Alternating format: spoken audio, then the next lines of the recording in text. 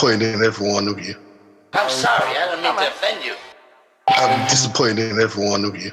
I kiss you on the mouth. No, I'm not cool with that. I'm sorry. One more time. I'm disappointed in every one of you. I mean, I'm dealing with degenerate animals. I'm disappointed in every one of you. Disappointed in every one of you. All right, come on. Honestly, I can't do it, man. I'm disappointed in every one of you. Let me tell you why. It's gonna be all right, Nicky. Go ahead, shoot. You just killed a fucking man. What are you going to do about it? Yeah, because you got nothing. You don't got a thing. Yeah, because you got nothing. Lobito! Got nothing. I want to get out. I want to get out of this rat hole. I want to get online. I need BDA boxing.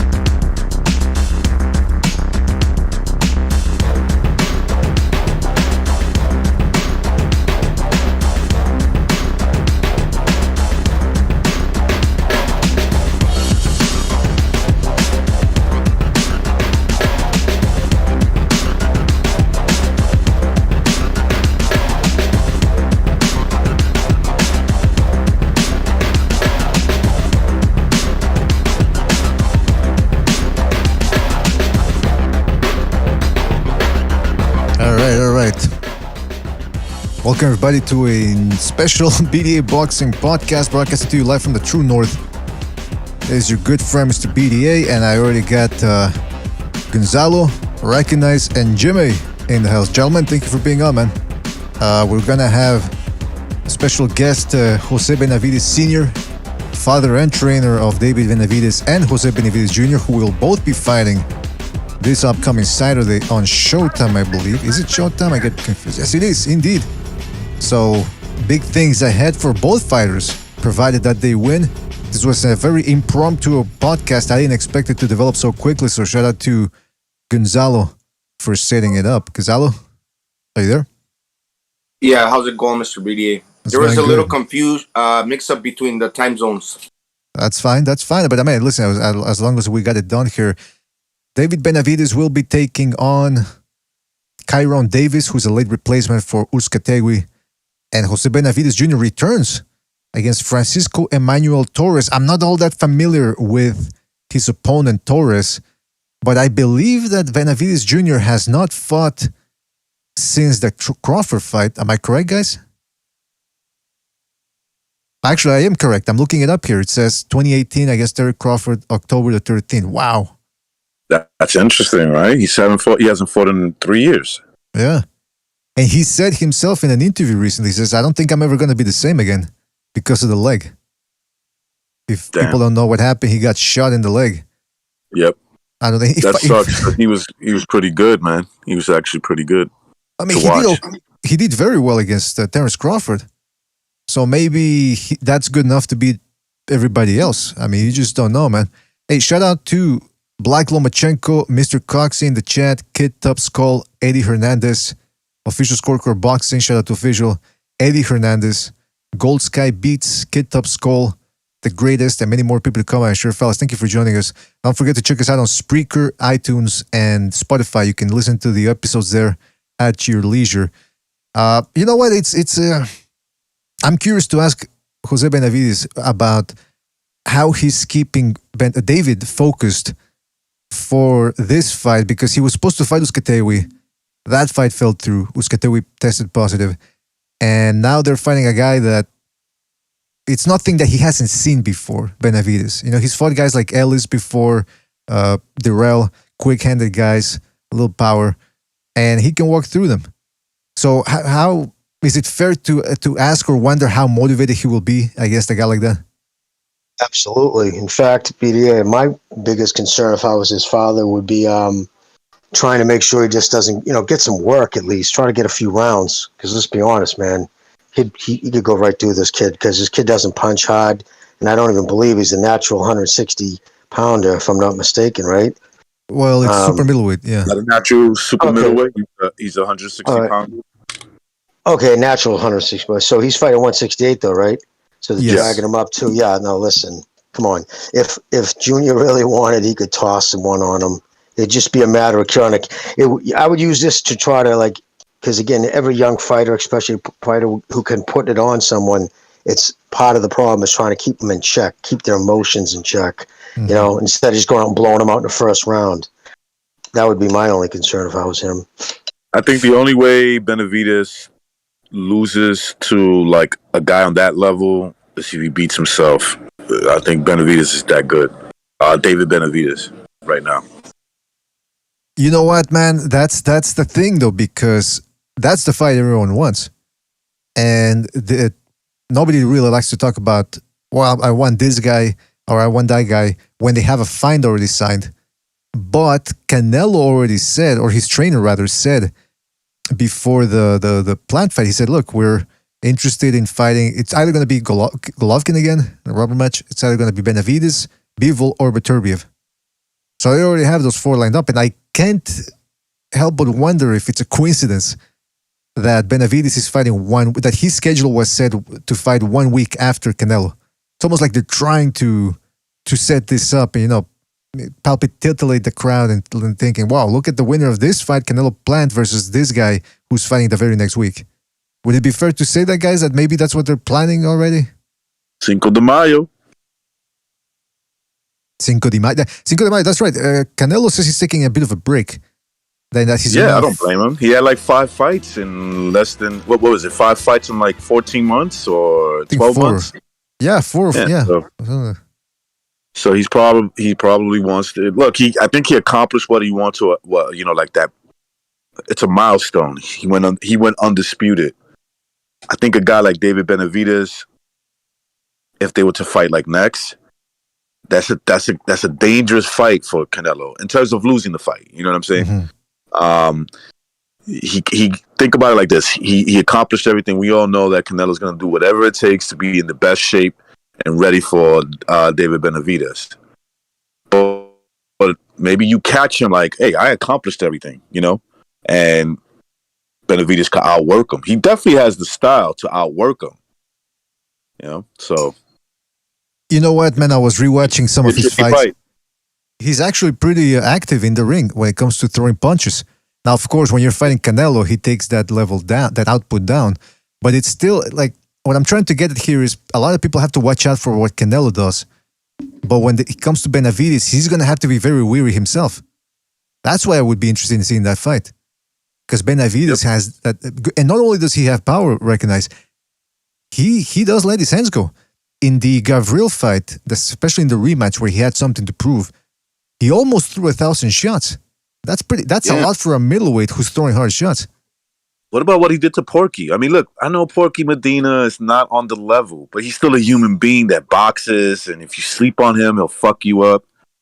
He's piecing him up. Right when he was about to knock him out, he was showing off. Caught him with like a fucking 6-punch combination. Maybe even more than that.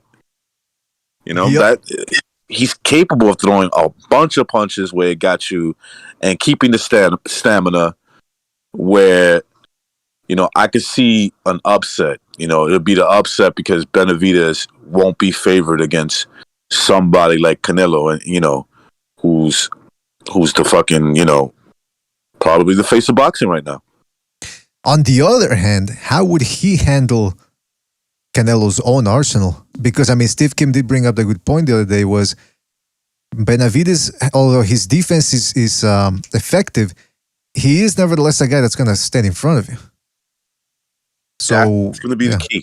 That'll be the key. If he can,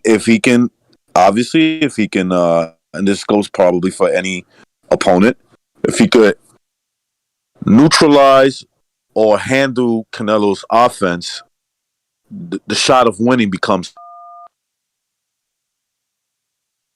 Yeah, hello? Under pressure because of the spotlight, and Canelo got good offense. Or he goes to the body, he hits pretty hard to the body, kind of wears you down. Then everything's gonna fall apart. All right, now Well, I I don't reckon think it's that's. going to be that easy for Benavidez. I don't think it's going to be that easy. Well, speaking of Benavidez, we got Jose Benavidez Sr. here, father and trainer of both David and Jose Jr. Jose, are you there? Yeah, I'm here. How you doing, guys? Thank you so much for inviting me to the show. Oh, thank you for being on, man. Kind of caught me off guard the way it was set up so quickly, but really good to have you, man. We talked a while back, but that was so long ago. I don't think you remember, but thank you for being on, man. We really appreciate it, and we have a lot of questions for you. So just let me, I know you're busy, man, so just let me know about 5 minutes before you have to go so that we can set up an outro here for you. All right, man? Okay. Yeah. No. Here we were training, but we got a little bit of time. Good, man. Thank you, man. Well, first off, I wanted to ask you, with Jose, he's coming back on Saturday, and I was surprised to see that he hadn't had any type of fight since the Terence Crawford fight. How's he doing, and how's that knee holding up? Oh, he's doing good. You know, a lot of people don't know. I've been training him since he was 6 years old, and he had like about 200-300 amateur fights, and I never really gave him a break. And then he signed with Top Rank, and he was fighting a lot. And you know, after the Terence Crawford, he decided to take a break, and he had a little girl. She's a year and like 3-4 months. And that's the reason he took some time so he could spend a little bit of time with the family. And he got big too, was eating a little unnormal. And he got up and weighed. And thank God, you know, we worked on the diet again, and we started working. And he feels good now. He's going to fight at 154. And, you know, he's motivated. And now he's fighting for his family. He has another baby on the way. So I think he's motivated. And I think let's see where he's at. You know, hopefully we don't see a lot of ring rust, but we're motivated and super happy to fight in our hometown, Arizona. Hey, man, so congratulations, first of all. He's had a kid. That's good news. Is this actually helping to ground him a little bit more and motivate him more? I think so. There's another kid on the way. Oh. I think he's maturing, and I think he's motivated now. He's not just fighting for himself. He's fighting for his family. So we will see Saturday, you know, and I think the motivation is there. And like I say, hopefully we don't see a lot of ring rust, but no, he's been sparring. He's been looking really good, and he's motivated. Well, that's good to hear, man. But now I got to tell you, I don't know much about his opponent. I haven't had a chance to look him up on YouTube, any of his fights. Can you give us a rundown on who this guy is and what his style is?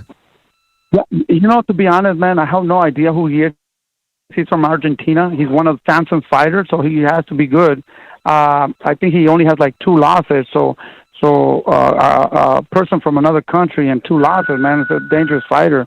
So we're just getting ready. I'm not focusing on who he is because there's not a lot of videos of him. We're just training hard and try to work on our jabs, our body shots, and all that right now. Because I mean, other people, you know, I found like a video and you can't really see much. So we're just working hard, you know, and we'll make those adjustments the day of the fight. Absolutely, man. Yeah, because I'm looking at his record here on BoxRec. Again, records can be deceiving. The most important thing is to watch these guys fight. But I look here, apparently he's got like a 7 or 8 fight winning streak, or he's on an 8 fight winning streak. So he's probably very motivated and himself. I think he has some fights in the United States, but he's not known. So I don't know who. To be honest, I've never seen him fight here. I don't even know who he is. Well, now I know you guys don't like to look ahead for of fights, but provided that Jose wins this one, what's the overall plan for him for his career? Well, you know, first of all, like I said, I want to see how he looks inside the ring and how he feels at 154. If we're going to stay at 154 or we're going to go down to 147, I think we're going to stay at 154. But like I said, you know, we got to go in there and evaluate after the fight and see where he's at. And there's so many guys at 154 right now. So, I mean, it's stacked with good fighters. So it's up to him and to see how motivated he is, you know, and see how the body responds that night. And then after that, we'll definitely make some plans. All right, man. That's good to hear that he's be back. I'm curious to see how he looks. Now, when it comes to your training duties right now, you're training obviously both guys for their upcoming fights. You're also running a gym, right? You're still running the same gym that... Yeah, we have a box. We have a boxing gym in Seattle, Washington, and that's where we train. And we also, it's open to the public. So we're excited, we're happy, and so far so good in our lives, and we just try to get better, and and do what we love doing. What's the name of the gym? Just to put it out there for people to. It's Benavidez Boxing. Benavidez Boxing. Okay, I'm gonna put it up on the screen here in a couple of seconds. Guys, you want to ask him anything about Jose? About Jose's fight, upcoming fight, and about how he's looking in training, what he's got in the tank. Well, right. Yeah, no, both of them. Actually. Yeah, they're working hard. Like I said, they're motivated. They know that they're fighting on a big platform. David's the main event. Jose Benavidez Jr. is the co-main event. So that's a big opportunity for him to look good. And like I said, it all depends on the way he looks, how he's gonna, his life is gonna, his career is gonna say, where he's going or what is he gonna do. Mm-hmm. Recognize you wanted to ask something. Yeah, I was going to ask him because Jose Benavidez was always a really tall guy, like 5'11", close to 6 feet tall. I believe somewhere around that height. And I always wondered, did he start having problems making 147 before he took the layoff? 147, 140, I think even for that. Did he start having problems cutting down to that weight because of his height and probably his frame? No, never. We never had problems about doing 147. And I'm thinking hopefully we can fight back at 147 because at 147 there's so much champions and so much good fights in there. I think we're going to try to push it to 147. But like I said, we gotta see how he feels and how he performs, and then we make that decision to see where we at because he hasn't fought for 2 years. So in reality, right now we don't even know where we at. We got to find our rhythm, and we got to find our place to see where we feel more comfortable. Yeah, that makes sense. I mean, it's a long road back after almost 4 years, or almost 5 actually. So 4, yeah. I wanted to ask him. Looking at photos of your gym here, you got the standard gold and red color all around it. And I know your sons wear that color too. What's the significance of that color, and who came up with it? Like who's? Yeah, red, to us, it means red flag, el bandera roja. And people ask me, what does that mean? It's we're putting our mark. We're coming into war. We're going to us is blood, fire, warriors. Color red, it represents a lot of that. So that's what we're trying to, put their flag every time we fight. So that's what it means, red and gold. With gold it's something good too. Yeah, it certainly livens up the atmosphere. I can tell you that, man. Because red, that's a color that fires people up. Thank you. Well, listen, man. I mean, the thing that everyone's gonna want me to ask you is because again, David is fighting to super middleweight 1 week after the fight we just had this past Saturday. So people want me to ask you, man, what did you think of the Canelo's performance against Caleb Plant? Man, that was a great performance. I thought actually, to be honest, Caleb Plant was going to go down like in the 6th, 7th round. He looked better than what I thought. He had good condition, good preparation, good stamina. I think it was an exciting fight. I think he did better than what I thought he was going to do. Canelo, I mean, he's a monster. He's the pound for pound, the king of 168, and he took care of business. Were you surprised then at how good Caleb Plant did, and if so, why? Like, is Caleb Plant a guy that you figured your son was going to take out at some point if you fought him, or? To be honest with you, I didn't think nothing of Caleb Plant. He did what he was supposed to do, stay away from Canelo, throw his little shots, combinations, speed. He doesn't have a lot of power. And I knew, that one time he was going to get tired. And once he got tired and got hit to the body a little bit, it was going to slow him down, and eventually he was going to be put out. I give him like about 2-3 rounds. He was still losing all the rounds. I mean, he was there surviving and defending himself, but at the end of the day, I don't think he was winning. So it went how everybody thought it was going to go. And I mean, to beat Canelo, you have to have a little bit more power. And Caleb Plant did go one time to the body, and Canelo felt that, but he didn't go. I think he had to go a little bit. He had to go a little bit more times to the body. He got a really good body shot, but after that, he didn't continue. Did it Did Canelo do anything wrong in there that maybe Benavidez your son could capitalize on? Well, yeah, he did a lot of things wrong. I think he was very. I think Caleb Plant got into his head, and he was a little bit frustrated. All I can hear in the corner, his coach tell him, got to relax, be patient. I think he really wanted to put him out.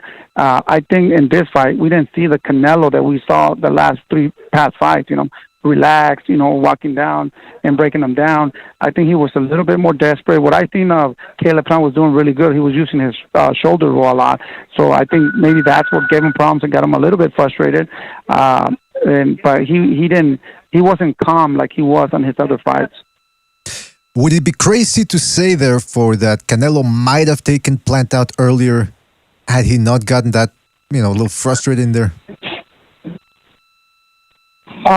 No, I think if he would have just break him down and, kind of go to the body a little bit more earlier, and maybe he could have stopped him a little bit early, maybe, but not really, because I think Canelo Plant had, like I said, he had good stamina, good condition, and he was moving back forth, throwing his combinations and get out of the way, So,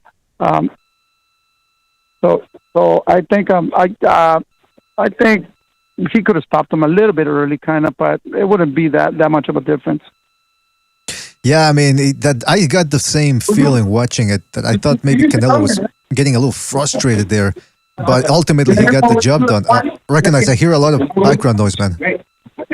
Oh, sorry about that, bro. No, I don't have any noise in the background. Oh, okay.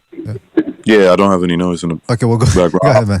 Go ahead. No, I was just gonna say that I was gonna ask Jose whether I think I've always talked about it on the show that I think that at 168, the guy that could beat your Canelo is David Benavidez, your son. I'm so sorry. I got another. Yeah, I have another interview. Yeah, man, I'm so sorry, man. I'm so sorry to cut you guys off, but I think if you guys have any more questions, I have one waiting right now. No worries, man. I know we did this kind of last minute, man. So no worries, man. I think we got some coverage here, man, and hopefully we'll talk to you at another time, man. Yeah, no, thank you for sure. Thank you so much for the interview. We're training hard, like David too. We got to look spectacular in order to get those big fights. He can't just win the fight. He has to look impressive, and we are working hard. He's super motivated. He had a good camp and no injuries, and he's super motivated. So I'm pretty sure we're going to give you guys a good show, and don't miss the show time, November 13th, Saturday. Second round KO, right? Well, sure. That would be nice. But, no, we're not looking for that. We're going there to work hard. But I would take that if it happens. Hopefully, man. Hopefully we get a good show, man. So, BDA to Jose that I said I got his son beating Canelo if they fight. All right. All right. Thank you, guys. I really appreciate it. Thank you, man. Good luck to you on Saturday, man, and your fighters. Take it easy, man. Thank you. Damn. Yeah, cut short. That's what happens when we do things at the last minute. But hey, man, last second. He did say he had like a bunch of things lined up, but that was a bunch of interviews lined up. Well, I just wanted to ask him. I just wanted to ask him one question, because I always make that reference about his son, how his son is like a dog. You know what I mean? Like, recognize it. We always say it too. It's like there's there's the fighters who are just natural athlete and they're boxing, and then there's guys who'd be fighting even if they weren't getting paid for it. And I just wanted to ask him if his son really falls in that category, because I do make that reference a lot. He does. He does. If you think about it, Jimmy, he's very confrontational, right? I think he's not reckless, but he's confrontational, right? Like you're another boxer there. I think he told Caleb Plant he would into his face that he would stop him, right? Didn't he say that? Yep. He's like, I'll stop. Yeah, and the way he just talks, he handles himself, even on like when he's doing the interviews, just you see it in his face, like, come on. Like, you just see it. He's completely the dude in the street who would just fucking put your lights out if you fucking ran your mouth too much, But that's what I was wondering. But yeah, he had too much shit going on.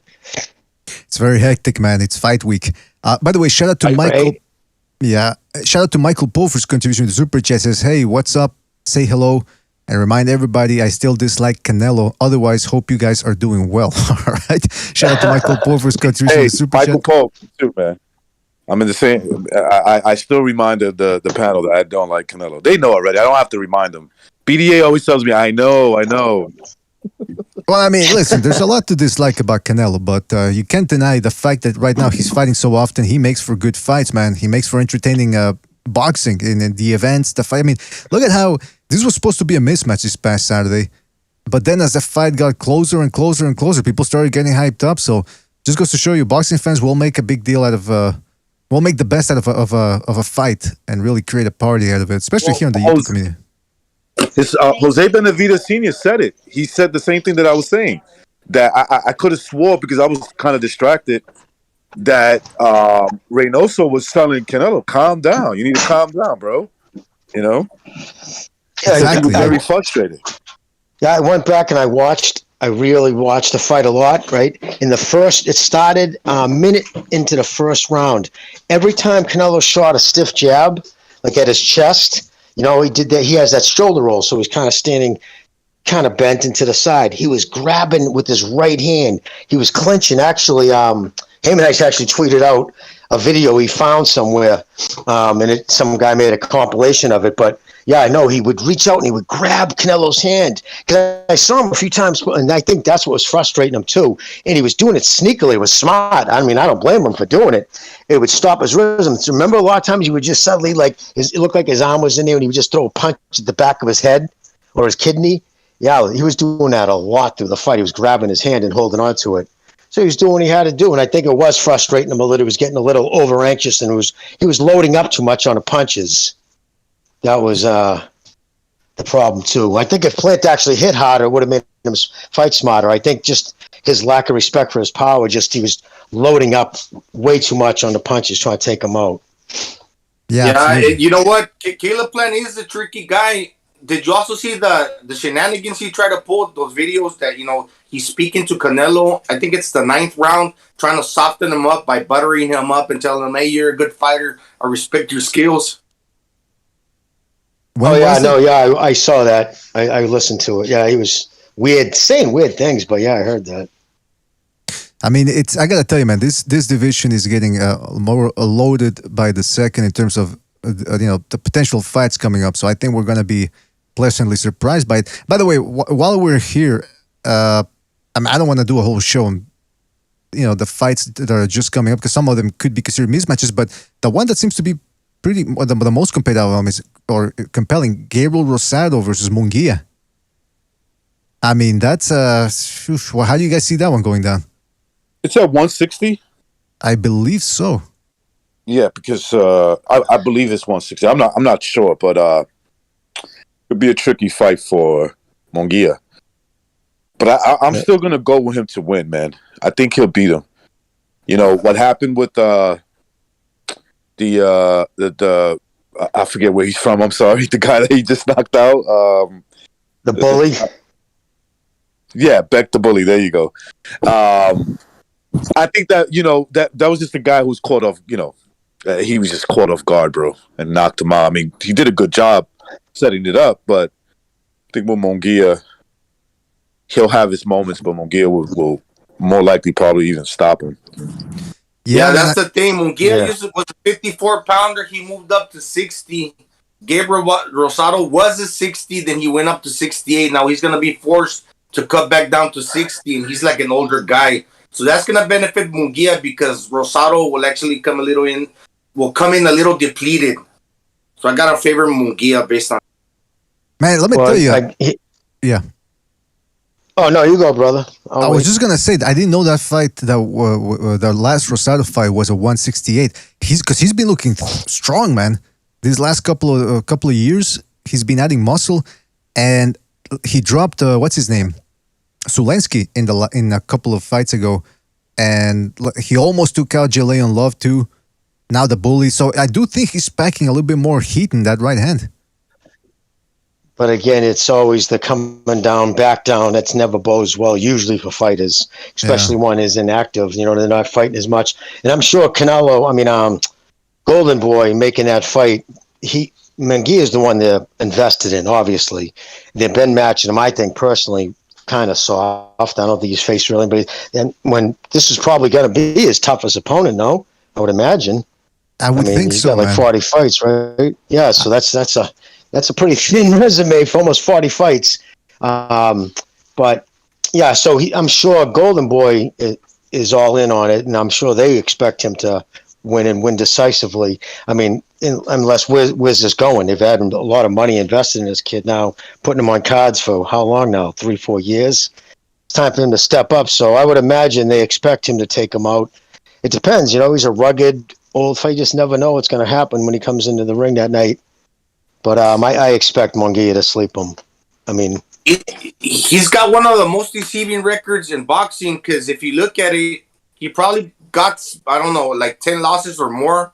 But then out of those 10 losses, he probably should have won, or they were close enough to whether he lost. I mean, the record doesn't reflect what kind of a fighter he really is.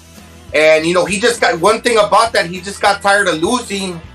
So, I mean, he's not afraid to lose. But then he won it, and that's got to be something that's motivating him to keep on winning. So, I mean, he's a tricky guy. He is. And I remember him from back when a friend of mine named Charles Whitaker from the Cayman Islands fought him. That was supposed to be a title elimination fight for, I think, an IBF junior middleweight belt. It's on BoxRec on what that fight was supposed to be. And Rosado won it and ended up finding Triple G right after that, if memory serves. He's the sport survives on war horses, and that's the epitome of what Rosado is. And war horses win titles sometimes. I'm not saying it happens here or he's going to get a title shot after this, but people like Munguia, if they are successful, they're successful because of guys like Rosado that make them better. Yeah, that's a good point, man. Rosado is very tricky now, though. He has been working on his defense throughout his career. Even though he's been stopped before, he's always getting better. So I don't know if Munguia is going to be able to pin him down as easily as he would expect. Munguia seems to excel against guys like Torano Johnson and Liam Smith, guys that stand in front of him with their guards up. Rosado's not going to do that. He's going to have to work hard to pin him to the ropes, corner him, and work him over. And now he's got to watch out for that big right hand. So I think it's a compelling fight, man. It wouldn't be as compelling if Rosado hadn't knocked out the bully in his last fight, but it is what it is. Hey, by the way, we got a phone call here. Beg the bully. Beg the bully. Jake the bully. 351, you're on the air. 351, what's on your mind? Hey, guys, it's Michael Poe. What's going on? Oh, Michael, thank you for calling in. Oh, what's on your mind? What's up, Ho? Ho, what's up, buddy? Not much. I enjoyed the fight. Yeah, what's up, buddy? It was good. It's what I expected. Nothing to really say about it. I'm not going to go hard at anybody. Just wanted to say what's up and looking forward to Usyk and AJ if it happens in March, April. Well, like Reckons was telling me, man, AJ's been talking a lot of smack lately about how he's shooting guns and he's. Reckons, can you do the AJ impression? He might bring you the gun in the ring. You know what I mean? I grew up loving Larry Hoover, and I'm gangster with it. That's a good impression, man. I know you could do AJ, man. Yeah, but yeah, Michael, sorry, go ahead, man. I was going to say, he probably should bring a gun in the ring. He might need it. Oh. Because I don't think he's going to be able. I like thinking. AJ. I think that's what he meant. But I don't see him winning. Yeah, man. I mean, he's going to listen, but he might be more aggressive this time because that's what everyone keeps saying. Well, AJ has to be more aggressive. Well, you never know. Maybe he goes in there and it makes for an exciting fight. If he's more aggressive, though, he might tire himself out quicker. So you just never know. As long as it's exciting, fine. But he's not winning, man. Not unless he makes it look a certain way where it's close. But they're not Vegas. They're usually pretty cool. But then again, I have seen crazy robberies in England too. So absolutely, or wherever it's going to be, I don't know. I've seen a lot of robberies in the bad neighborhoods of England. Go ahead. Yeah. If you would have thrown back or made it even slightly competitive, they might have go the other way, but it was just too obvious. Yeah, I agree, man. But Vegas has the audacity. They'll do 11 straight rounds, man. They'll give it to the other guy, like Mayweather, Canelo's. That's why I don't like it. That's the reason. It's that type of stuff. I don't like that A-side stuff. Never did. I don't like it for anybody, even fighters I like. We're on the same page, man. So, we're on the same page. Page.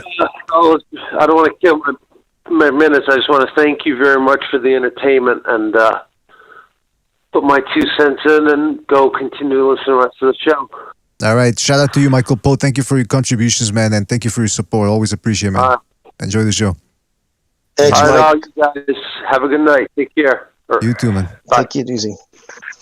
Well, I gotta tell you, this whole AJ Usyk. We're nearing the end of the year. It's already November the 9th, and I was thinking it's about time. We usually do it on November. It's time to do the boxers report cards.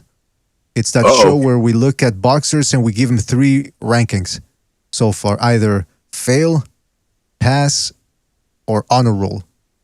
And remember, we're taking into consideration not just did they win, but it's how they won, who they beat, are they fighting enough, what type of support do they have in terms of managers, promoters, and fan base, potential for fan base. We got to consider all of that.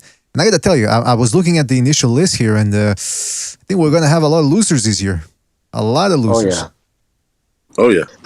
It was good to hear David's old man say, it's not even how you win. I mean, it's not that you win, it's how you win. That's good to hear, like him say that. You know, Riggindow's trainer's not saying that. Absolutely, yeah. You know what I'm saying? Like, that's too many guys just don't understand that. You know what I mean? Or they just, it's like even that heavyweight Frank Sanchez. Nobody's not how you win. It's not how you win. It's how to survive. Yeah. Well, how many people you offend during exactly, yeah. How many fans you turn off.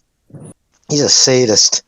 You know, you can actually throw Andrade into that same category because his dad, I think it was a couple fights ago, it was before I really got on the panel, actually said between rounds, don't worry about how you look, just win the fight. Oh, yeah, he says that all the time. You're trying to cement yourself into being the main guy that Canelo, or back then Triple G, wants to fight. So don't care about how you look. Don't make a statement. Just win the fight. Right. Collect the I've paycheck. heard him say that on a number of occasions. And collect the paycheck. Yeah, and then Andrade. Yeah, and then Andrade. No, I was just gonna say collect the paycheck. That's what Andrade's motto is. Absolutely. And how many times is he? And how many times has his fights ended up like that? I mean, he's been in some fucking stinkers. Right. I mean, you know, like it's like we were talking to Benavidez Senior about how Benavidez has beaten these type of guys before, like the ones he's gonna fight, and it's the same thing with Canelo. Do we really want to? We already saw him beat Plant and Billy Joe Saunders, and I know Andrade does different things. Andrade does slightly different things, but it's pretty much the same package. I mean, he's gonna do well early on. Canelo's gonna wear him down with body shots. Andrade is gonna clinch his way to try to go the distance, and that's how it's gonna go. And then he's gonna go, well, I want a rematch because I think I can do better. Bullshit, man. I'm not all that interested in seeing Andrade in there. I wouldn't mind though. If the fight were to be signed, I would be like, all right, it's a good fight. But there's much better fights out there, I believe. I think Plant would give him a. Sorry, Jimmy. Go ahead. Oh no! Go, brother, go. Gonzalo, go. He's tailor-made because do you see Andrade when he throws a jab, how he bends at the waist? And he's always keeping that long, lanky body like towards the bottom, like he leans down too much. So, I mean, he would be primed for that overhand right, kind of like or that uppercut that did Billy Joe Saunders, and similar to the punch that he landed against Caleb Plant. You're right. It's like he bends over when he throws the jab. Yes. Yeah, you're right about that. Which is not good against upper echelon guys. I mean, I think Charlo can even capitalize on that. And let's point the record at that. Nobody on this panel thinks that either Charlo or Andrade are not talented. We just don't like the way their careers are going and whoever's picking their fights, how they're going about it. And in Andrade's case, how he doesn't care about how he looks so long as he wins. He's going to pick up vacant paper titles, fight their mandatory contenders, not look impressive doing it, not separating himself from the rest of the talented pack, and think he automatically is entitled to a title shot. That is what I myself and some people on this panel agree with. don't like about him.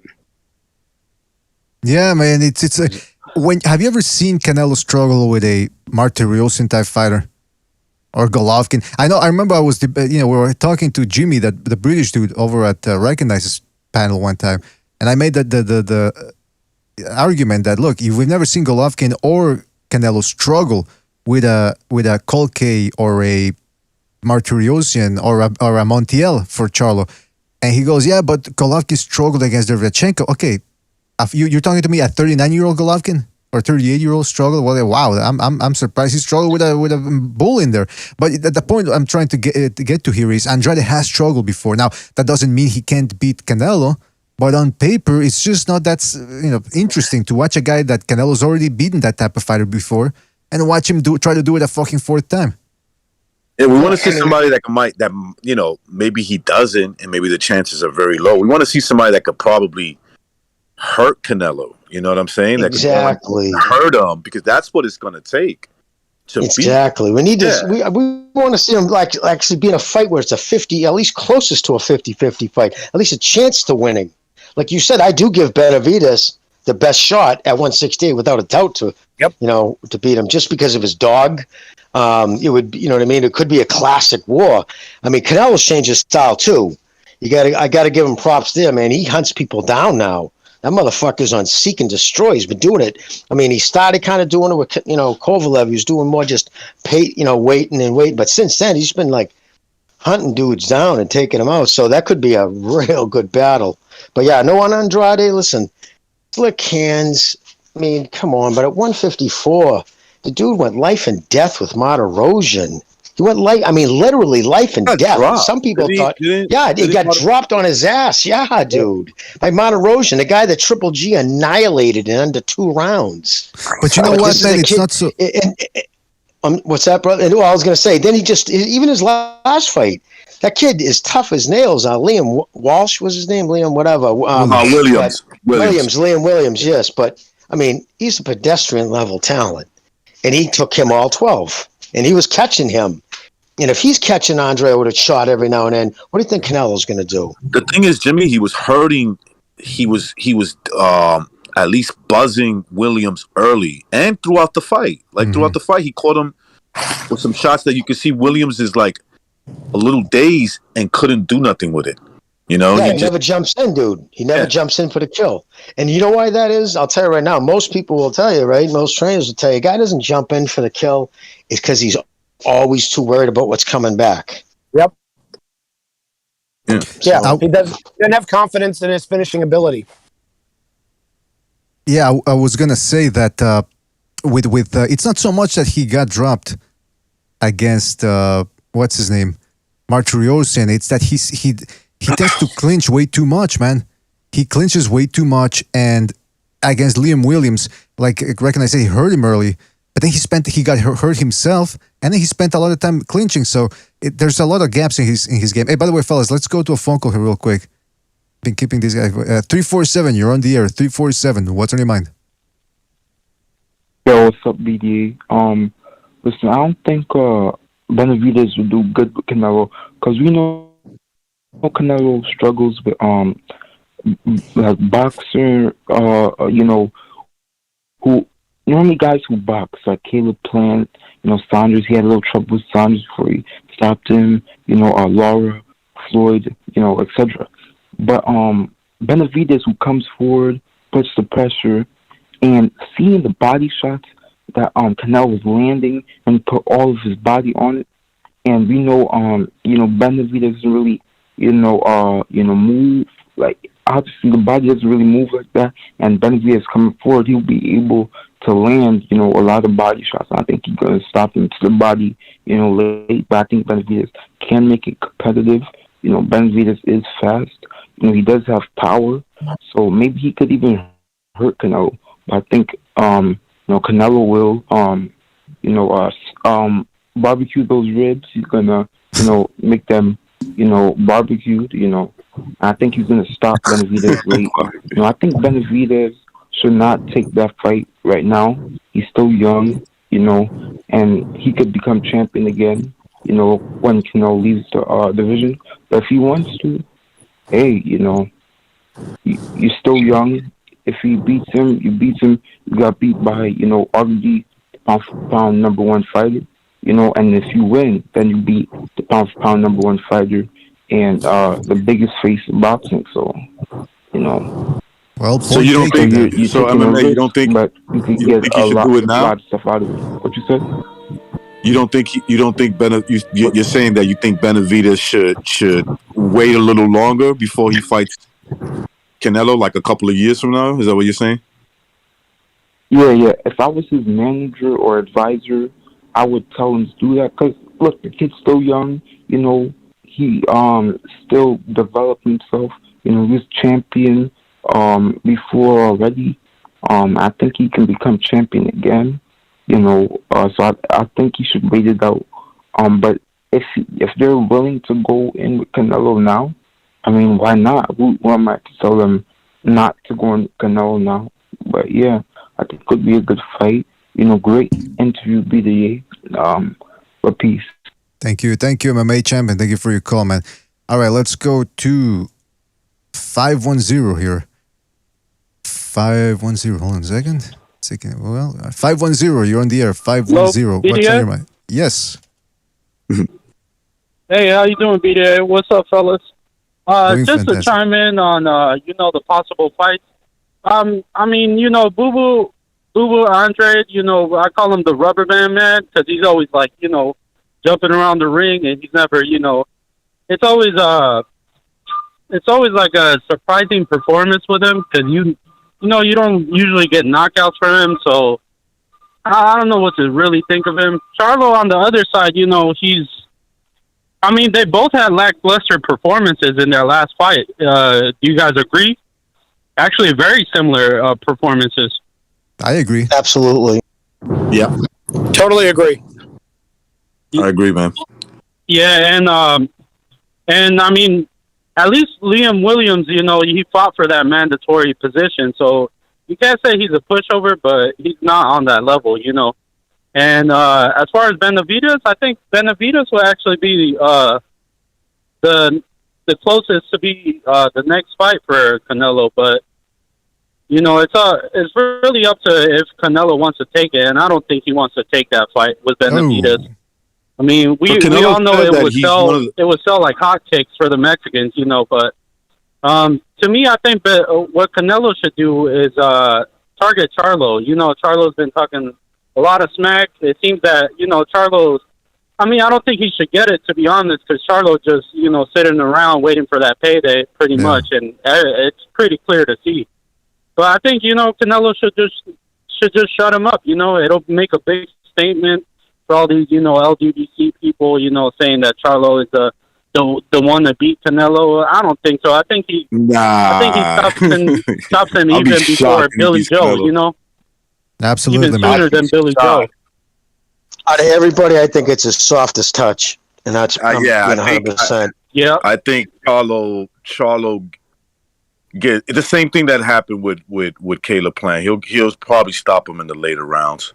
I don't really think he might give Canelo some issues first half of the fight, but then after that, it's all downhill for him. Well, listen, caller, we gotta move on to another call here, but thank you for your call, and we'll catch you on the next one, all right, man? All right, thanks, fellas. Take it easy, man. Thank you for calling in. Yeah, but that's I agree with most of what he said. Let's go to 612. You're on the air. 612. What's on your mind? Hey guys, how are you guys doing? Doing fantastic, man. What's up? Yeah, today I'd just like to take up a little extra time, if you guys don't mind. I have a few points to make. So I don't know if any of you caught Ishe Smith's tweet. He gave a brilliant idea for 2022 for Canelo's comeback. So Showtime puts up a card. It's so let's give Canelo a soft touch. Let him fight Dirrell as the main event, and in the co-main event, let David Benavidez fight Charlo, and whoever the winner is, Canelo fights them next. Oh, that's the first point. What do you guys think about that idea? Sounds like a fantastic idea. Yeah. If they make I it think within... that fight will... Go ahead, man. Yeah, go ahead. No, I feel that fight might at least give some kind of preparation to David Benavidez to take on Canelo. I mean, of course, the fight. I know the styles are different, but I think Charlo will be his a tough opponent. He's a big, strong guy, and I think he will give good resistance. I mean, both. It is a good fight for both because Charlo is not good, look good, and even David Benavidez. I mean, he's kind of been stopping people. Like it's all referee stoppages. He's not actually hurt people. He's got volume, and somehow after that Rohit Medina knockout, he's not been getting any stoppages like just what beating people up. Boots is getting. Or yeah, Jimmy, you said something. Oh yes, I said he just beats people up more than just he doesn't cold clock them in one shot. He puts beatings on them. Yeah, so I think we need to see him kind of really hurt people, because if these guys can take his punches and stay till the 11th and 12th round, then I don't think Canelo is going to go down. I mean, he's going to give back double for what he takes. The second point is Demetrius Andrade. Please go get a new stylist and think. Don't run around press conferences and don't show yourself like a vagrant from some homeless shelter. Get yourself a haircut. Get yourself a haircut. Market yourself well. And you fought Walter Crocodile for that vacant belt, and you couldn't even knock him out properly. You had to take like 4 or 5 attempts to knock that guy out, and he came out of nowhere. So you have no right coming and asking Canelo, you got to fight me, you got to fight me. And the abuse that Canelo gets, okay, he's cherry picking and he's doing this stuff. What are his contemporaries doing? I mean, Gennady Golovkin fought Steve Rolls and Zaramata. I mean, they are not better than Callum Smith and Billy Joe Saunders. And even Derwin Checo, you can probably compare him to Billy Joe Saunders. He's only at that level. I don't think he's better than Billy Joe Saunders. And what has Charlo been doing? He fought Brandon Adams, and he's fought that Montiel guy, who he couldn't even knock out.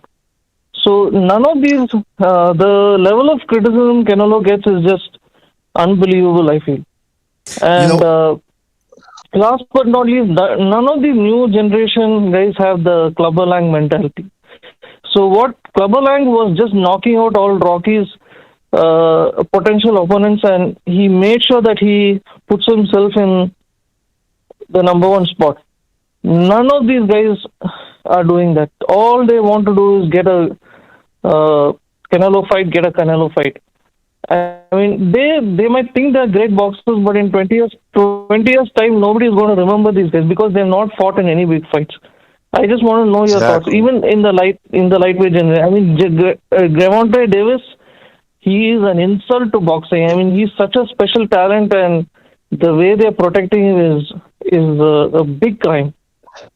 Well, you know what, man? Go ahead, Jimmy. Go ahead. I was going to say, I like this call, man. Him and I have almost identical mindset on almost all the same fighters. Same thing, special talent, waste of a career, what they're doing with Davis.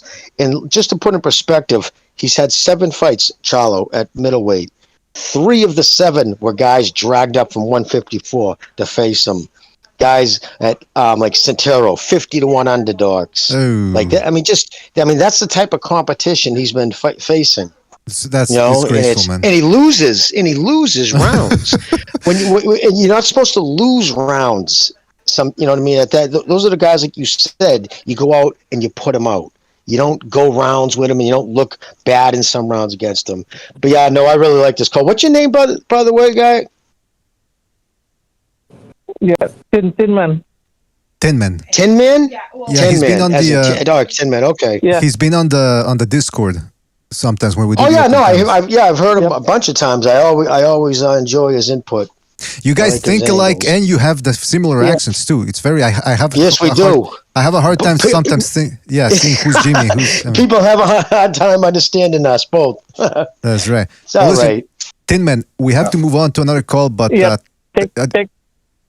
Take care, guys. You too, man. Excellent points, man. Catch you in the next one, man. On the next open panel too. Yeah, great call, man. Let's go to another caller here real quick. Let's go to 484. You're on the air. 484. What's on your mind? Hello, can you hear me? Absolutely, 484. Hello? Yes, you're on the air. Hey, this is Olaf. Oh, Olaf. This is Olaf. No, Olaf. Did you guys have Benavidez on the call yet? Yeah, we already had him. It was a short interview, but yeah, we asked him a couple of questions. Okay. Yeah, I picked Caleb Plant to win that fight in 6 rounds. I just had to eat some crow on that. 6 rounds? Honestly, I didn't really think Caleb Plant was going to win the fight, but I had to stick with my white brother. Come on. When it came to that, and I had to sort of. Oh no! Yeah, but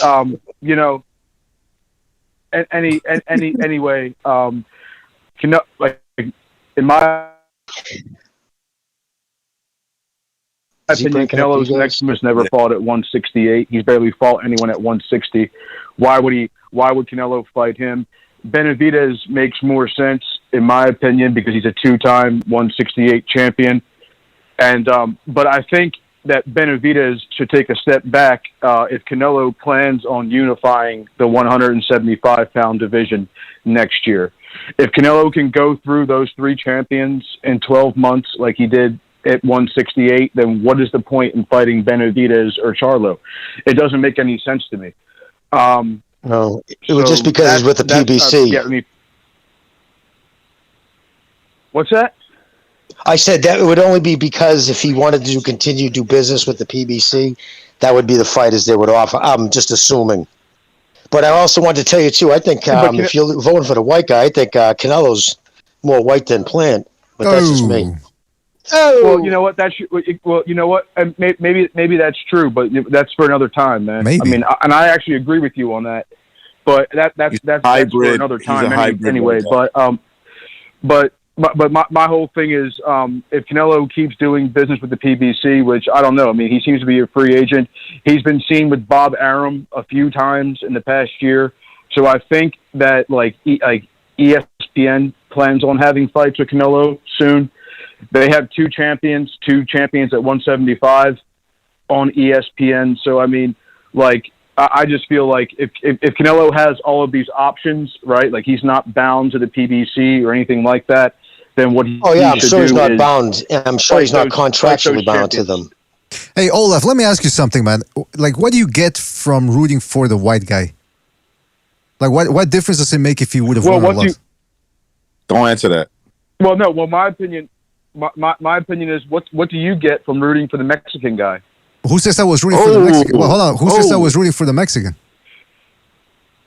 Well, no, but you're not a fan of Mexican boxers? Like, no, I'm a fan of good people who box well. I don't care if they're Mexican, Eskimo, Down syndrome. As long as they're entertaining, they carry themselves well. So I really don't. The first thing that comes to my mind is not, is this guy white or Mexican? I gotta root for him. So I'm asking you, what do you get out of rooting for the white guy? Well, because I mean, I want my people to have great champions. But again, and why? Like, what does it change? I'm sorry, what's that? Why do you get out of it? Like, you don't know the guy, do you? Bragging rights. Well, no, but it's like a nationalist kind of feeling to have when your people, someone that is a part of your people, achieves greatness. This is why Canelo Alvarez, regardless of what race he actually is, this is why Mexicans have so much pride in Canelo, or why blacks have so much pride in someone like Floyd Mayweather or Deontay Wilder or whatever. So, someone like, for me, if the white fighter is from fucking Russia or if he's from Tennessee, I don't care. I'm going to root for the white fighter. That's my opinion. But I didn't really want to touch on that too much, man. I just wanted to. I just tuned in literally 3 minutes before I hopped on the call, so I didn't really know what was going on with the show or anything. But I've been seeing in a lot of different places, people are talking about Canelo fighting Charlo, or Canelo fighting David Benavidez. Charlo doesn't make any sense to me at all. I don't know why. I don't know why he would fight Charlo. I mean, it just. So at 168, even at 160, at least at 160, he won a belt from him. But I mean, at 160, I mean, Canelo is probably never going to fight at 160 again. So I mean, the Charlo thing, unless Charlo does something at 168. But I mean, my thing is and the thing about Canelo, if he does go up to 175 in his next 3 fights, would be he could be the first person in history ever to be the undisputed champion at 2 weight classes simultaneously.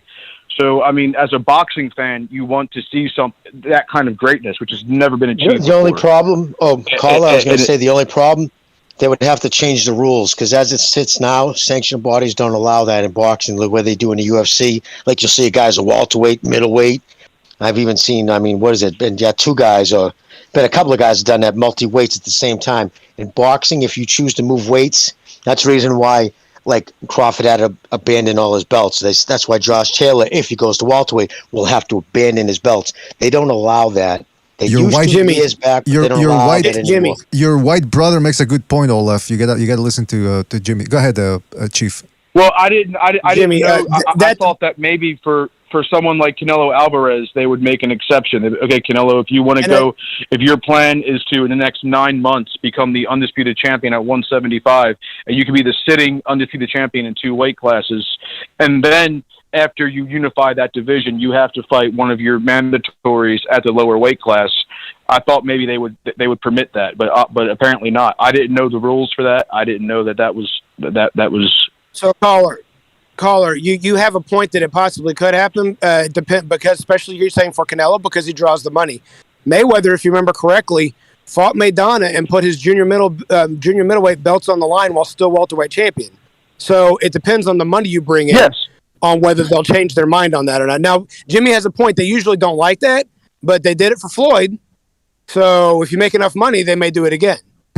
That's a good point. That's a good point right there. Right, but there hasn't been. I'm sorry. Wait. Am I wrong? I mean, you. If you're a guy that goes up in a weight class I mean, wasn't Mikey Garcia the lightweight champion when he fought Errol Spence? Wasn't it after that fight he vacated it?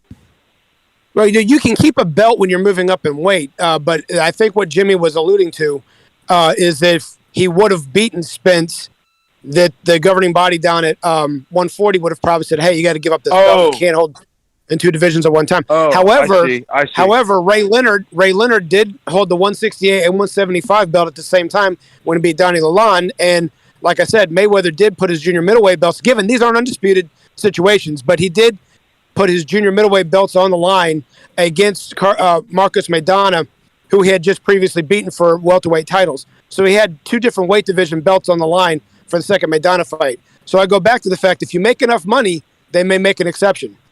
Well, listen, that's an excellent point, and that's a discussion for another episode. We could spend all night on that, but we do have to move on to another call. But listen, Olaf, we're going to be doing a stream over at our 3rd channel, which is where we got even more extreme. And we're going to talk about religion, and we might go back into race at some point. I don't know. We're going to hit all the hot spots, everything that makes people angry and scream. Shit, we might even get into abortion. So if you want to drop by, you will get in there. All right, man? And anyway, we got to move on, man. Right. Thank you for the call. And yeah, Mr. BDA, before I go, I noticed, I just want to bring this up. I'll be 2 seconds with this. But the day that I was banned from your Discord server was the day that I was saying that David Benavidez doesn't have any punching power. And then I go on YouTube today and I see that you have his father on the show. So I think like maybe that had a reason why I was banned from your Discord servers, because you have some kind of friendship with that Benavidez family. And I was saying that David Benavidez does not have any punching power. And the funny thing about it is the caller right before me was a Mexican guy, and he said the same exact thing that I said in your Discord server, which was he's an accumulation puncher. He's not sitting there knocking people out cold. It's an accumulation of punches with his fast hand speed and his good combinations and things like that that's putting people down. It's not his punching power. That's all I was saying. And well, let me tell you, were arguing. You were like, "Oh, well, how could you say he doesn't have punching power?" I got you. Well, I can. Let me just dispel all that right away by telling you that happened about 2 weeks ago when you got kicked off the Discord. We just did this interview with. It was a few days before. It was a few days before the Canelo fight. Okay, but it wasn't a few days before this interview. This interview, we just did it today. We just arranged it today. In fact, if you really listen to the interview, Jose Benavidez Sr. actually left within 15, 17 minutes because he had to go. That's how last minute this thing was. We don't know that guy. We're not friends with him.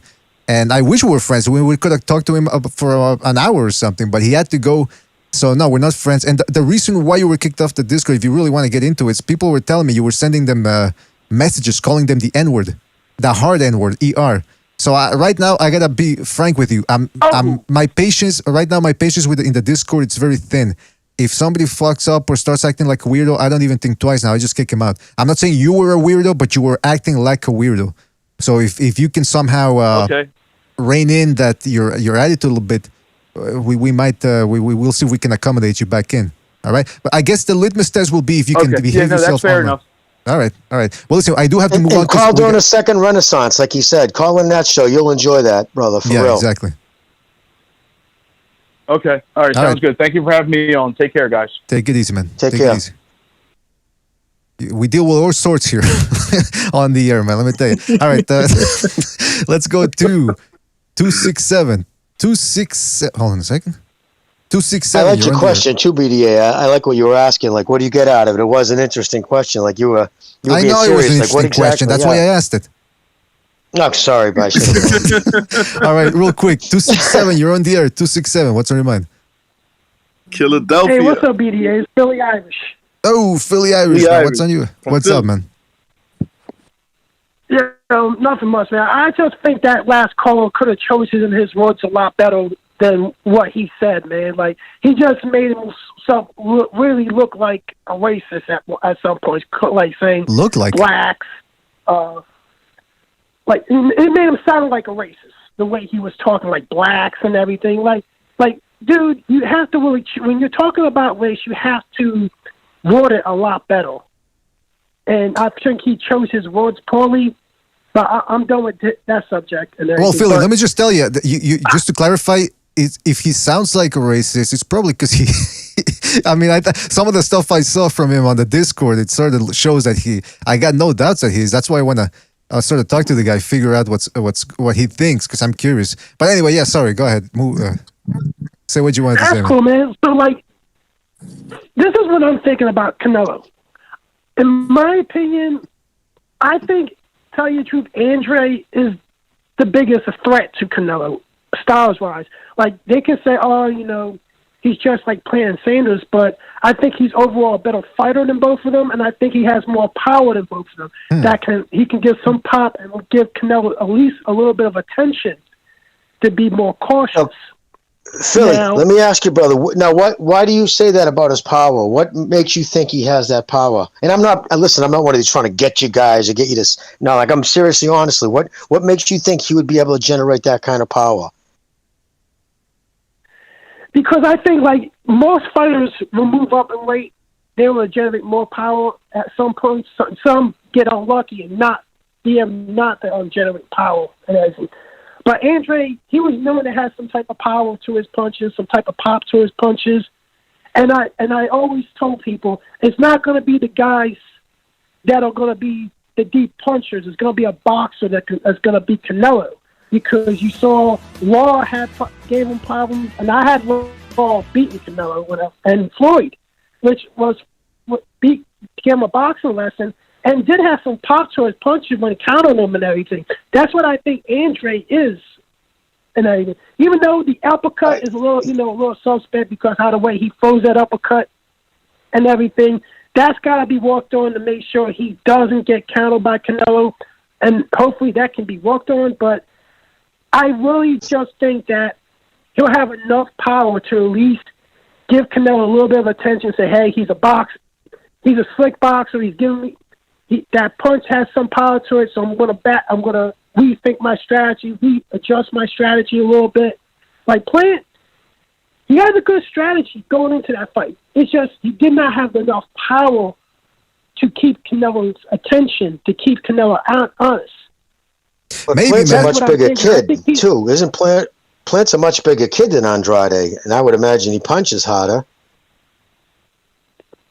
Well, at least I that's don't hard think if so. he I really don't think steps into it. Plant's not really a big puncher or anything. Plant more. Oh no, he does. Oh, he's gonna believe me, pop I you believe. Yeah, no, he's a and pity everything. pat pot shotter without a doubt. Hey, you know what though? I have seen Andrade. I do think he's got a little bit of pop on that left. I mean, he did hurt Williams a bunch of times, but it's just Wasn't that everything at 154 though, right? no. That was at 160. The Liam Williams, the last. Was one. it? Oh, really? Oh, Liam Williams. I thought you were talking about J. Rock Williams. I mean, he did stop But he didn't Akov fight too. him. Akavov. He stopped Akavov too. I mean, it was a weird stoppage, but he did more damage than Billy Joe Saunders did to Akavov. So he can pop. It's just the way he delivers it. It's inconsistent. He tends to clinch a lot. He's, you know what I mean. But I do think he's got decent pop on in his left hand. Yeah, he's lanky. So we think about lanky fighters like Thomas Hearns. They put a lot of like leverage and early on At carry speed. 160, yeah, but Hold on. Let this all finish, man. Yeah. But the only difference between those guys, they don't sit down on their shots. The difference with Benavidez, he sits down on his shots because he's somewhat flat-footed. He still throws the combination punches, but he's a little bit more grounded. And that's why he's able to punch somewhat harder. With the other guys, they don't sit long enough because they've been developed to punch on the fly. You're punching on the fly, you're not sitting down on your shots. That's a good point. Yeah, Chief. He's absolutely right about that. Well, listen.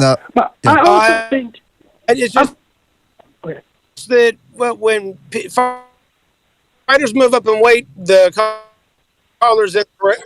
Hello, Chief, you're cutting off, man. Hello, Chief, you're cutting off. Looks like you're on your. Can you hear me now? Yeah, go ahead. I think the caller, if I heard him correctly, said that some fighters develop pop as they move up in weight. That's few and far between. So we don't know if that power is going to translate up to 168. And if it doesn't, then what's his plan B other than trying to box like Plant and Billy Joe Saunders? can you repeat that question? I said that most fighters don't carry power as they move up in weight. It diminishes as they move up. And this would be Andrade's third weight class. So if his power does not translate at 168, then what does Andrade have in your eyes to offer that's going to differ from Plant and Billy Joe Saunders against Canelo? I think he's overall a better fighter than both Andre and Plant. I think he's overall a better fighter completely.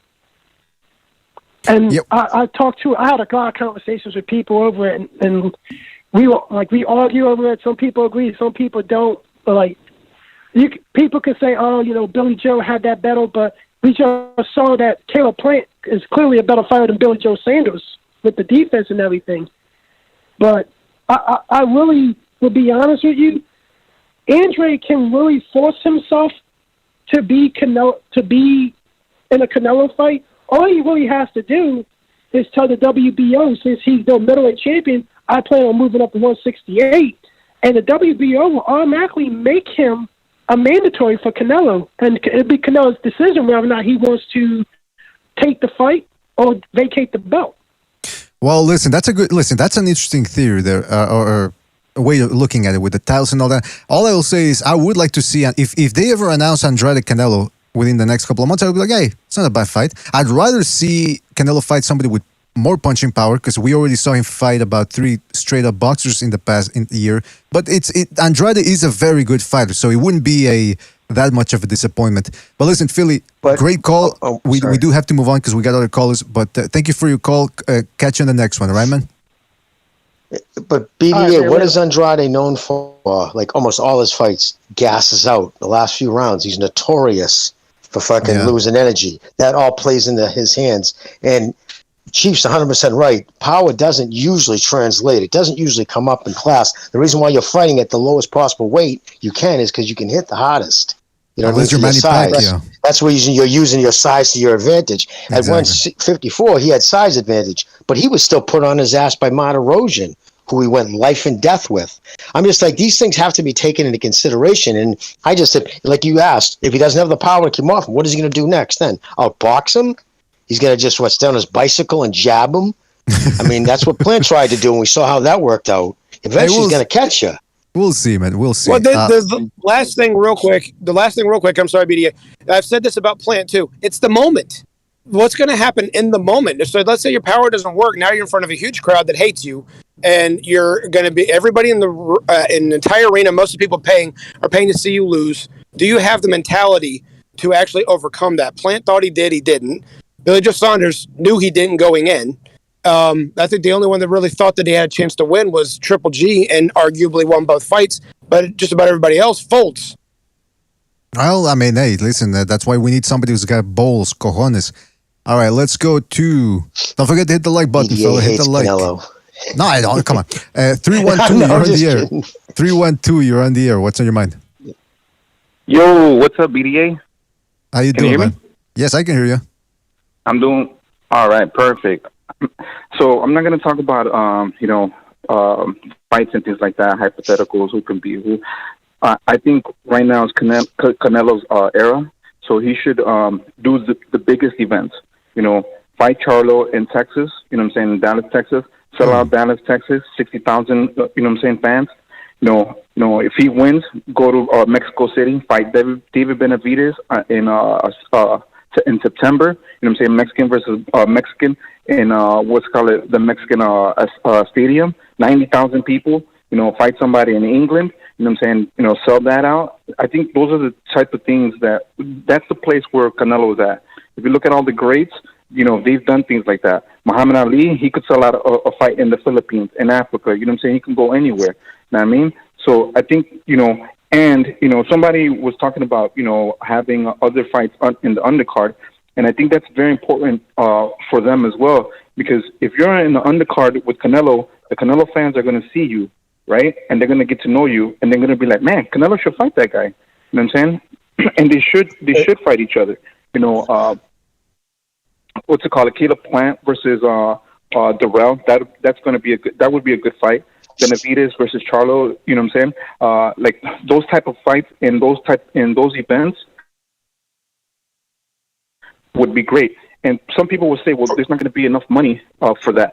But if you're selling out stadiums like that, if you're doing large events like that, then they are going to want to be there, and they are going to want to be a part of those huge events like that.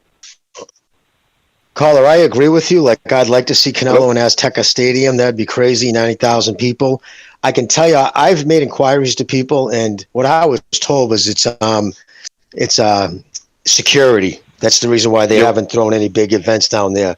I mean, let's be honest, it's kind of a narco state, and that's not a knock, but you know what I mean? If narcos can tell the fucking army to give us back our guy, and they do, you know what I mean? Like, insurance, a lot of them won't cover, because that's what I was told. They get around that. But they get around that. Canelo has influence and knows some people, and people respect him. So no, I know, but it wouldn't be him. It would be insurance, the people who insure the fights and all that other stuff. But I agree with you. I'd like to see that. But the reason why Vegas always gets it's the site fees. None of these places will put up the money like up front. Like Vegas will cut them a check for $15 million up front. Yeah, it's actually over 100,000 the stadium. Yeah, and it's dangerous for people. Because they robbed Julio Cesar Chavez in the middle of the street in Mexico City. They took his WBC watch. So imagine just like a regular tourist, just like a civilian. It's dangerous. That's a good point.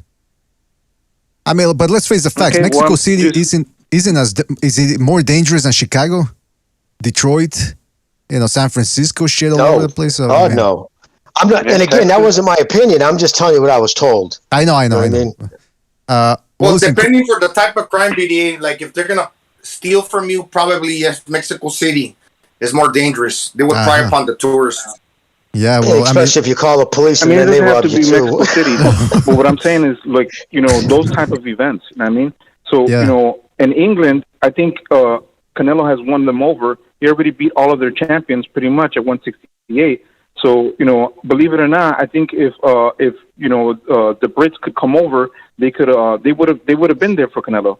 You know what I'm saying? Like, Floyd Mayweather won a lot of the Mexican fans because he fought a lot of the Mexicans and he beat a lot of the Mexicans. So, he won them over. So one last thing I was going to say, because somebody, online, some other news YouTube boxing channel. They said that Canelo was stealing from black people from their pay-per-views. First of all, before Mayweather, it used to be De La Hoya that was the pay-per-view king, and before him, if they've never heard of Julio Cesar Chavez, was also selling pay-per-views. So the only thing is, Juan Manuel Marquez was selling pay-per-views. So Mexicans have been selling pay-per-views. So I'm not saying that we don't. All I'm saying is, we've all, like, as far as Mexicans supporting Mexicans, I'm saying, we've always been there. So. Well, that's a good point, man. And you brought up the good point. I'd like to see fights overseas too, exotic locales, kind of like Mortal Kombat. It makes it more exciting. It makes it more, I don't know, it better. Just overall better. It attracts more people. So 312, great points. Call back next time, right, man? Take it easy. All right. Thank you. Thank you. Butcher in the chat says if they can have a Mayweather never went over the Mexican fighter. No, he never. Yeah, I don't want to get into that right now. But They showed up on Mexican holidays to see if they could see him lose. Right. They didn't embrace him. Right, but they showed up. I mean, I guess that's the bottom line for them. Like, hey, how many people can we get? Shout out Bucho in the chat says if they can have a soccer game, they can have a boxing fight. Why would the narcos interfere? Yeah, it's like Gonzalo said, they'll rob you. But it's not like the narcos are hard up for money where they gotta kidnap fucking Canelo or. No, I was just saying, you know what I mean, because of the violence that can be down there and the lack of, like, the narcos. If they wanted to do, I'm not saying they would do something. I was just told it was insurance. Right. Insurance companies wouldn't cover it. That's how I was making the leap from there. Everything else was just my opinion. Don't take it, take it with a grain of salt. Yeah, no, I got you. I was just told it was insurance. You know what I mean? Yeah, we're just ironing things I don't out. want Bucho getting up on me, man. Bucho. Let's go to 818. 818, you're on the air. 818, what's on your mind? Hey, what's going on, guys? Hey, Doing first off, Mexico City is actually considered one of the safest cities in the world.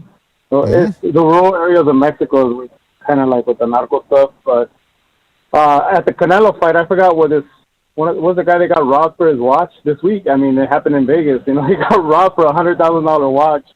But yeah, there is a lot of pickpocketing in Mexico City.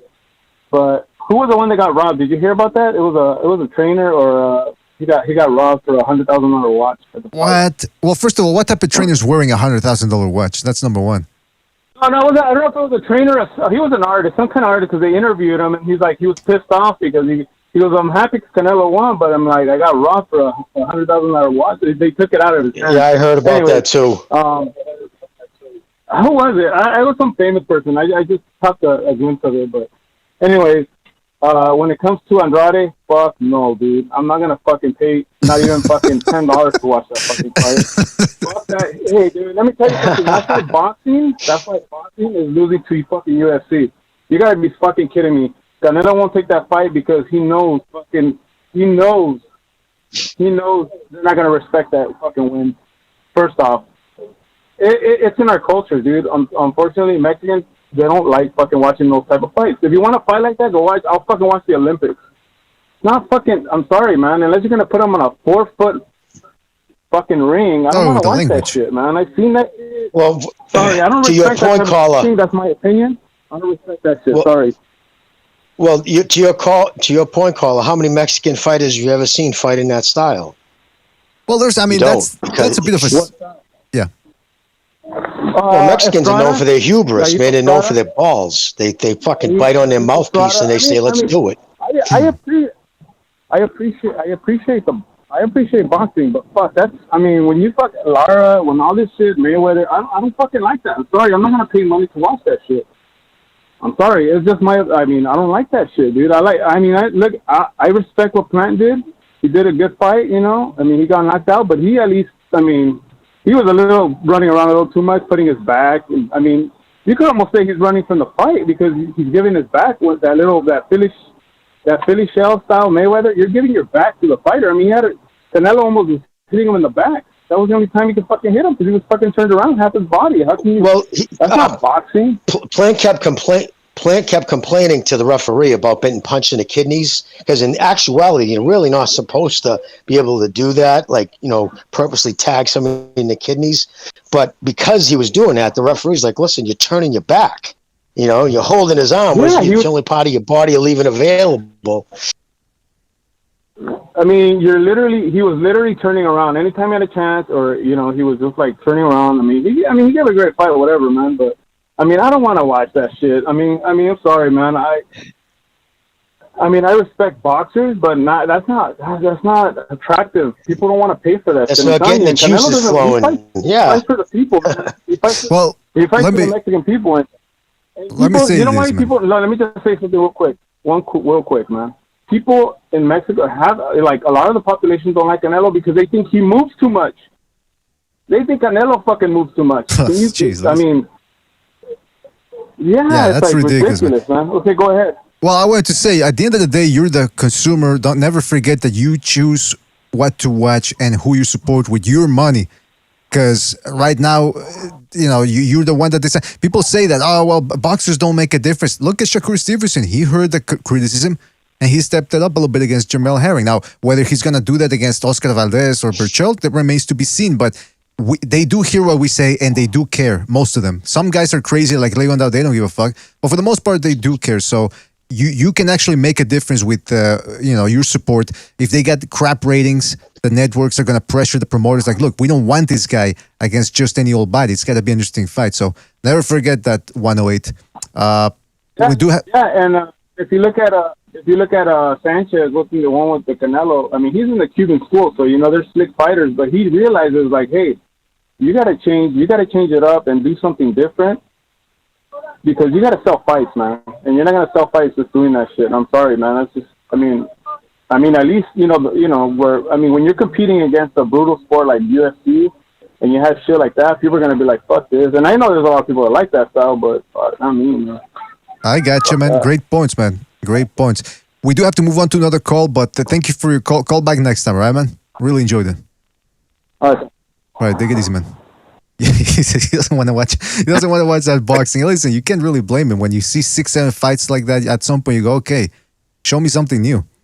That Caleb Plant fight that performance was kind of overrated because he's a boxer. Okay, maybe he troubled Canelo a little, but what did Caleb Plant do to Canelo? He didn't do anything either.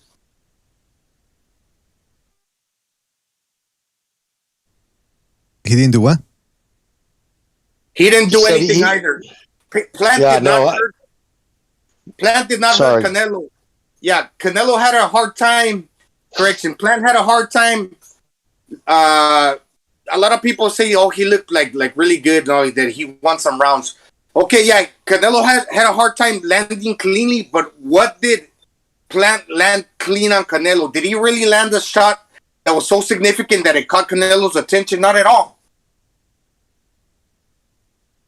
Yeah, no, man, in fact, there's a couple, like in the 6th round, Canelo funks his fucking kidney, like whop. You could hear it echo in the place.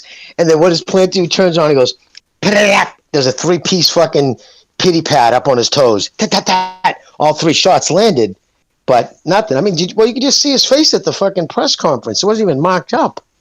He wasn't putting anything on those punches. Yeah, no, I agree. I rewatched it, and I gave him I was generous and gave him 3 rounds, but I gave him 2 for sure and maybe a 3rd. Especially if you're a boxer. I'm not saying that Caleb Plant all of a sudden he's gonna punch hard all the time, but it's kind of like Mayweather. When a fighter is like Canelo's chasing you down, that gives you the opportunity, like 2 cars colliding against each other. It gives you the opportunity. He's coming to you. You can counter his ass, right? You can counter his ass hard because you're meeting him as he's coming to you. That's what Mayweather used to do. Right, but Caleb Plant, did he land one of those shots in any round? He didn't. Even Mayweather, I guess the 2013. Even Mayweather against the 2013 version of Canelo, he wasn't exactly teeing off on him. You know what I mean? So it's not surprising that Caleb Plant had trouble landing on this version of Canelo.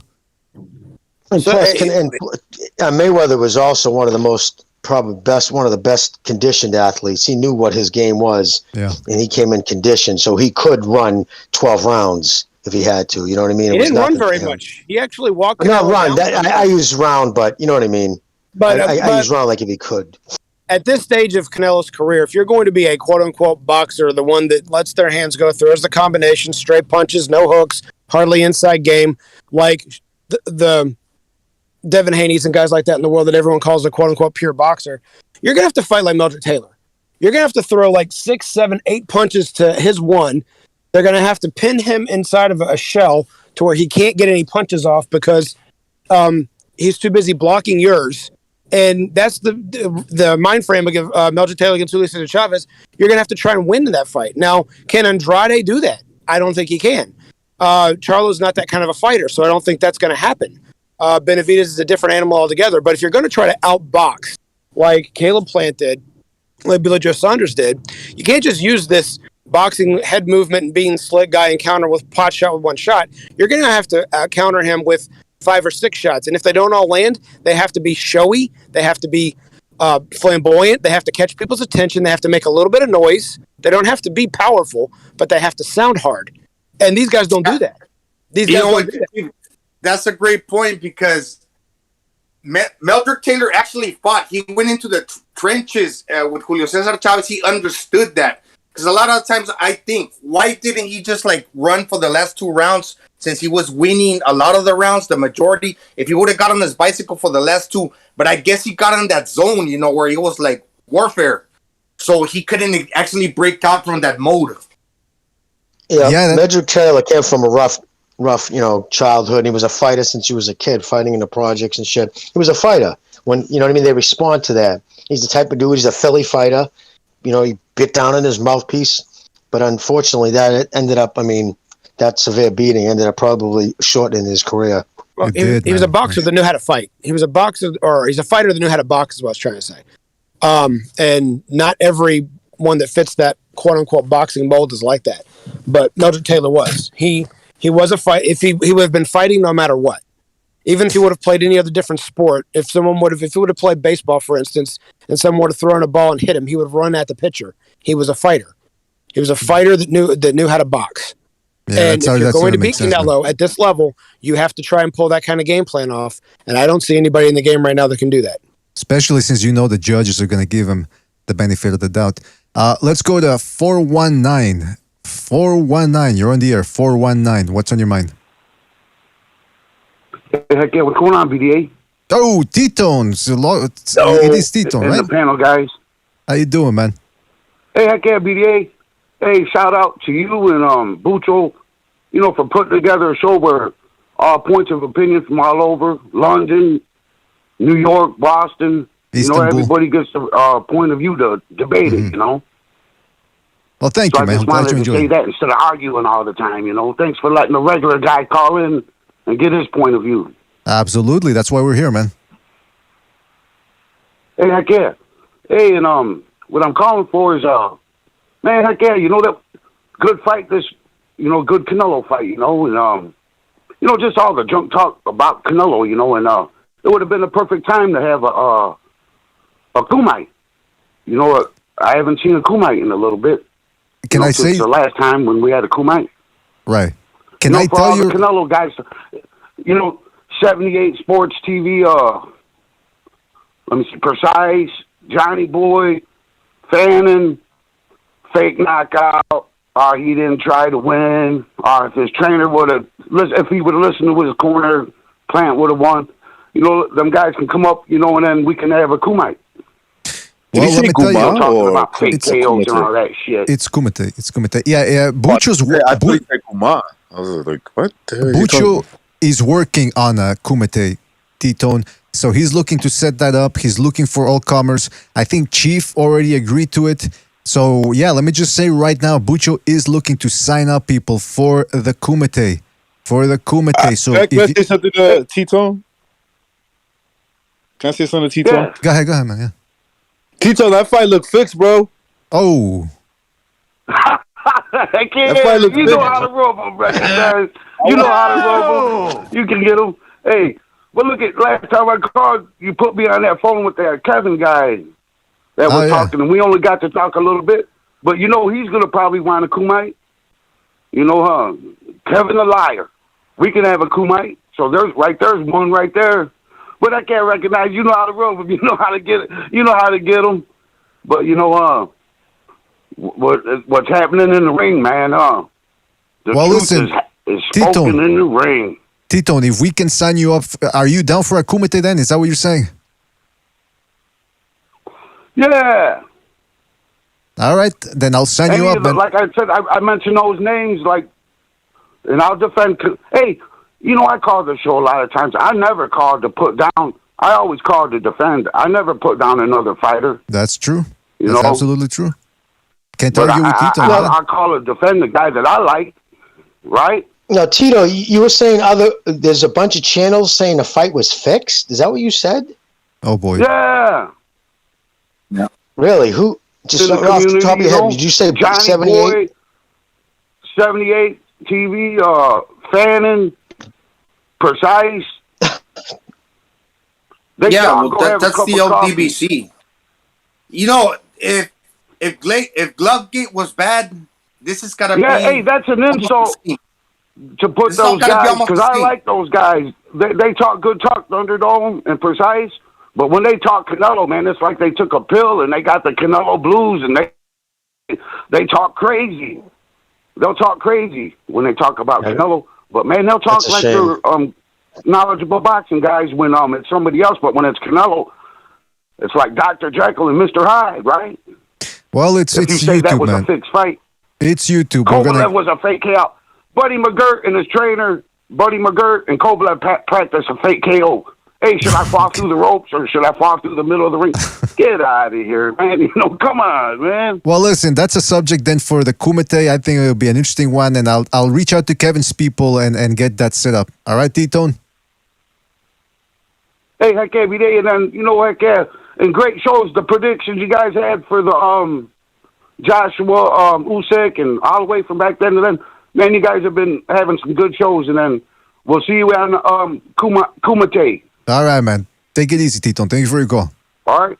Not lying, outside of the maybe Lomachenko, this panel's been fucking slamming it on our picks. We really I think it's because Gonzalo. I think it's Gonzalo brings up the average. That's why.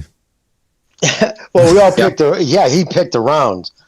But it's not even that, man. Anybody can say it's Gonzalo your knockout. copied off of me. Gonzalo was copying off of me. Come on, bro. But you know what I mean, guys? Anybody can say, okay, knockout, right? It's when you hear somebody predict the fight and it goes down like how they say. Yeah. Because that fight went down like a lot of the fights. That to me is impressive. It's not just like, knockout, and but. Yeah, because I think my pick BDA. And the other day when I told you that I actually thought that Usyk was going to win, but I picked Joshua, I was lying. Ah, come on. It's too late for that. You can't change Gonzalo, your mind. give me my props. Gonzalo. Yeah, no, because I thought to myself, BDA probably thinks I'm a fool because I told him that, but I was. What do you mean, probably? Gonzalo, you gotta give me my props, Gonzalo. Give me my props. Yeah, hey, listen, fellas, we gotta go. It was a short. It was a short show. This one. It was supposed to be a short show.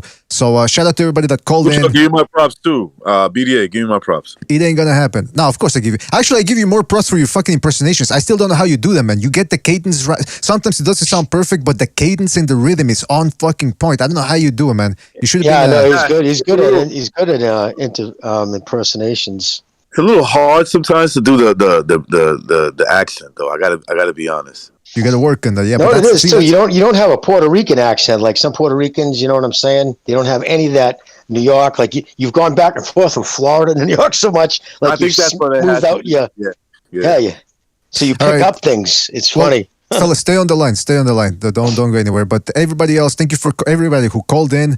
Well, first of all, everyone that joined us, I want to give a shout out to Jose Benavidez Sr. I know it was last minute, but we thank him for his time.